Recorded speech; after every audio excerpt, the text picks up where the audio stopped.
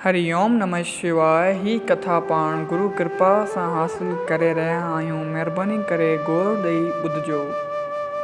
जीअं तव्हांखे ख़बर आहे, छंछरु ऐं आचर जे ॾींहुं कथा तव्हांखे ॿिनि भाॻनि में मिलंदी आहे। दृष्टानत। हिकु दफ़े राजा जनक पंहिंजे महल में सुम्हियो पियो हुओ त राति जो सुपिनो ॾिठईं। ॾिसे छा थो त हिकिड़ो राजा मुंहुं ते चढ़ाई करे आयो आहे। मुंहुं ते हमिलो करण वारो आहे। मुंहुं खां सभु राज पाठ माल मिल्कियत फुरे वरितो अथसि ऐं मुंहुं खे देश निकाली ॾेई छॾी। पोइ त राजा स्त्री समेत पेरनि उघाड़ियो वन में घुमंदो पियो वञे। आख़िर पंधु करण करे थकिजी पियो। पोइ पत्नी ऐं पति ॿई हिकु वण हेठां वेही रहिया। बुख ऐं उञ में ॾाढो व्याकुल थी रहिया हुआ। राजा पंहिंजे धर्म पत्नी खे चयो त मां वञा थो इन ॻोठ मां कुझु चांवर वठी थो अचां ऐं तूं हिते काठियूं मेड़े रख त चांवर चाढ़ियूं ऐं खाऊं। राजा वियो ॻोठ मां चांवर वठणु। हिकु प्रेमी खां चांवर वठी आयो। हिकु दिले जो हेठियूं भॻल टुकुर खणी उन में पाणी विझी बाहि ते रखी चांवर तयारु कयाऊं। पोइ स्त्री पंहिंजे पतीअ खे चयो त साईं, ॿियो बर्तन त कोन आहे? जंहिं बर्तन में चांवर रधिया आहिनि उहो ई खणी थी अचां। पहिरीं तव्हां खाओ, पोइ मां बचत मां शीश प्रसाद खाईंदुसि। राजा जी स्त्री जीअं उहो बर्तन चांवर जो खणी पे आई तो अधु रस्ते में ई भॼी किरी पियो। चांवर सभु मिटी में मिली विया। पोइ त राजा जे मुंहं मां हा निकिरी वई। इहा हा सपने जी हा जगत वारनि चौकीदारनि ॿुधी वरिती। ही त सॼो राजा हिकु सपनो पियो ॾिठो ऐं जॾहिं ही हा आत्मा निकिरी राजा जनक जे त जेके जागृत वारा चौकीदार जे जाॻियल हुआ उन ॿुधी वरिती ऐं राजा खे पे जॻायाऊं। महाराज आदि राजा जय हो जय हो। आख़िर राजा जनक जाॻियो। ॾिसे त मां त महल में पलंग ते सुम्हियो पियो आहियां। सपने में मां एॾो दुख कीअं ॾिठो? राजा उहो आश्चर्य ॾिसी अजब पियो खाए ऐं सभिनी मंत्रियुनि खां पुछे पियो त ही सत आहे या हू सत आहे? सच ही आहे या हू सच हुओ? हर को ॿुधी हैरान पियो थिए त अलाए राजा छा थो पुछे। पोइ ते घणा ई पंडित ज्योतिषी विद्वान अची गॾु थिया। राजा सभिनी खां इहो ई सवाल पियो पुछे त ही सत आहे या हू सत हुओ? थी सच कहिड़ो, ही सच आहे या हू सच आहे जेको मूं ॾिठो? जेकॾहिं कोई चवे पियो त ही सच आहे त उन खे काठ में पियो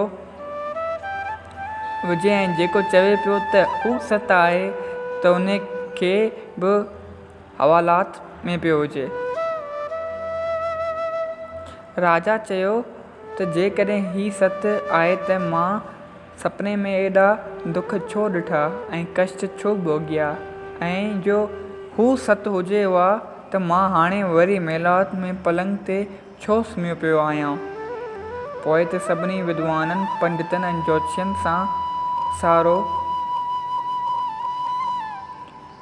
महल ई भरिजी वियो। 2-3 ॾींहं गुज़री विया त अष्टावक्र मुनि पंहिंजी माता खां पुछियो त माता जी पिताजिन किथे आहिनि? 2 ॾींहं खां दर्शन न आहे थियो। तंहिं ते माता इन खे चयो त पुटु राजा जनक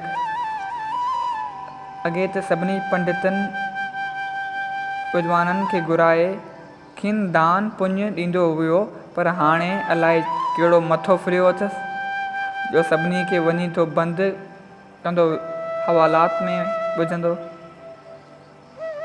सभिनी खां इहो ई सवाल पुछे थो त ही सत आहे या हू सत आहे? कोई जवाबु ॾेई न थो सघे। अष्टावक्र चयो त माता जी मां वञी राजा खे हिन सुवाल जो जवाबु ॾेई अचां ऐं पिताजीअ खे ॿियनि सभिनी खां छॾाए थो अचां। त हिकिड़े वार अष्टावक्र मुनी उन पंहिंजी माता खां पुछियो त बाबा किथे आहे, 2 ॾींहं थिया न आयो कोन्हे घर। माता चयो त राजा जनक पहिरीं अहिड़ो VIP हूंदो हो, माण्हुनि खे दान पुञ कंदो हो, दान पुञ ॾींदो हो, पर हाणे अलाए दिमाग़ु ख़राबु थियोसि, हर कंहिंखां पुछे पियो हीउ सुवालु सही आहे, हीउ सच आहे या हू सच हो जेको मूं ॾिठो। ऐं जेको बि जवाबु ॾिए पियो उनखे कोठी में पियो हुजे, जेल में पियो हुजे, बंदि पियो करे। त अष्टावक्र पंहिंजे माता खां इजाज़त वरिती त माता मूंखे इजाज़त ॾियो, मां वञा बाबा खे बि छॾाए अचां ऐं हिन सुवाल जो जवाबु ॾेई अचां। तंहिं ते माता चवणु लॻसि त ए पुटु, ईअं न थिए जो तुंहिंजो पिता बि अंदरि बंदि हुजे त ऐं तूं बि बंदि थी वञे, पोइ मां कीअं कंदसि। अष्टावक्र चयो त माता तूं कोई ख़्यालु न कर, मूंखे आसीस कर, मां पिता खे छॾाए वठी ईंदुसि। पोइ त अष्टावक्र मुनी सिधो वियो राज दरबार में। जंहिं महिल उहे उते वियो त सभई इन खे ॾिसी खिलणु लॻा, छो जो अष्टावक्र जो शरीर में हुआ 8 वकर, ॿांह काॾी,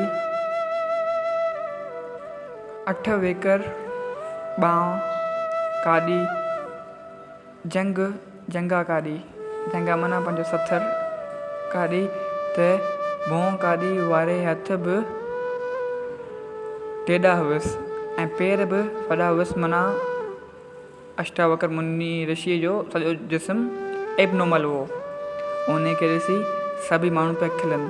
अष्टावक्र सभिनी खे पंहिंजे मथां खिलंदो ॾिसी छा चवणु लॻो त मोचियुनि जे बराबरि, ही मोचियुनि जी बाज़ार आहे, छा जो मूं खे ॾिसी तव्हां सभु खिलो था पिया। तंहिं ते इन्हनि चयो त ही तव्हां छा था चओ, ही त राज दरबार आहे, मोचियुनि जी बाज़ार कीअं था चओ। अष्टावक्र चयो तव्हां मुंहिंजे शरीर खे ॾिसी छो खिलो था। तॾहिं मां चयो तव्हांजी चमड़ी ते दृष्टि आहे, तव्हांजी चमड़ी ते दृष्टि आहे, नदी कहिड़ी बि टेड़ी मेड़ी ऐं वर वकड़ छो न हुजे, पर उन जो पाणी बि कॾहिं वर वकड़ थींदो आहे। चई नदी भले टेड़ी मेड़ी हुजे पर उन जो पाणी त हमेशह सिधो ई हूंदो आहे, उहो कॾहिं एबनॉर्मल थींदो आहे छा। चयूं ना साईं, तहिड़ी प्रकार जो मुंहिंजो शरीर टेढ़ो मेढ़ो वर वकड़ वारो आहे, पर आत्मा त मुंहिंजो वर वकड़ वारो न आहे न, उहो त हिकु रिस अमृत रूप अजर अमर आहे। सभई ॿुधी चुप थी विया त बराबरि आहे। चयूं त वॾो संत आहे, महापुरुष आयो आहे। पोइ त सभई हिन जे श्री चरणनि ते किरी पिया ऐं हिन खे हथ जोड़े राजा जनक वठी विया। राजा जनक खे चयाऊं साईं तव्हां जे सवाल जो जवाबु ॾियण वारो अची वियो आहे। पोइ त राजा प्रेम सां हिन खे आसन ते विहारे ऐं हथ जोड़े प्रेम सां दंडवत प्रणाम करे बीह रहियो। तंहिं ते अष्टावक्र मुनि चयो त राजन तव्हांजो कहिड़ो इहो सुवालु आहे। राजा चवणु लॻो त भॻवान ही सत आहे या हू सत आहे, ही सच आहे या हू सच आहे। अष्टावक्र छा चयो त राजन न ही सत आहे न हू सत आहे, न कोई ही सच आहे न कोई हू सच आहे। सत त का ॿी वस्तु आहे, सच त ॿी शइ आहे। उनखे तो अॼु ॾींहं ताईं सुञातो ई कोन आहे। तुंहिंजो सुवाल ई ग़लति आहे। पोइ तोखे बि अगरि कंहिं माण्हू जो सुवाल ई ग़लति हूंदो त उनखे ग़लति ई जवाबु मिलंदो न। अजायो खणी सभिनी खे बंदि कयो अथई थो। हाणे सभिनी खां पहिरीं उन्हनि खे आज़ादु कर, ॿाहिरि कढ, सभई पंहिंजे घर वञनि ऐं मुंहिंजे पिताश्री खे बि मोकिले त घर वञे त मां तोखे उन सत्य आत्मा परमात्मा देव जो ज्ञान करायां जेको हर हंधि मौजूदु आहे पोइ त राजा अष्टवक्र जे श्री चरणनि ते किरी पियो ऐं माफ़ी वठणु लॻो ऐं हथ जोड़े प्रेम सां चवणु लॻो त भॻवानु कीमया करियो, मूं ते दया करियो, तव्हां मुंहिंजा गुरु आहियो, मूंखे ब्रह्म विद्या जो उपदेश ॾेई कर्तार्थ कयो। तंहिंखां पोइ त अष्टवक्र गीता जी रचना थी आहे।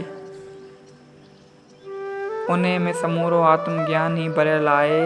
आख़िर राजा जनक अष्टवक्र खे गुरु धारण कयो, तन मन धन सभु भेंट करे ज्ञान जी दीक्षा वरिती आहे। अष्टवक्र मुनि छा चयसि त ए राजन, ना ही सत आहे जेको जागृत ॾिसे थो ऐं ना हू सत आहे जंहिं सपने में तो दुख ॾिठा हुआ। अष्टवक्र मुनि छा चयो? राजन, न को ही सत आहे जेको तूं पंहिंजे अखियुनि सां ॾिसी रहियो आहीं, ऐं न को हू सच उहो जेको तूं सपने में ॾिठो। ॿई असत मिथ्या आहिनि, पर जंहिंजे आसरे ही ॿई फ्री रहिया आहिनि तुंहिंजे अॻियां पुठियां, उहो ई सत आहे, मतिलबु आत्मा सत आहे। छो जय सियाराम। हिन कथा जो पहिरियों भाग हिते ख़तमु थियो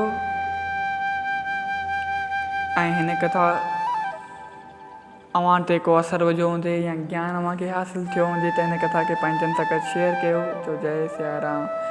ऐं ॿियो पार्ट हिन जो सुभाणे अपलोड थींदो। छो जय सियाराम। महिरबानी करे सॼो ॿुधो त तव्हांखे प्रॉपर ज्ञान हासिलु थिए। छा चवे थो, ही सत आहे या हू सत हुओ।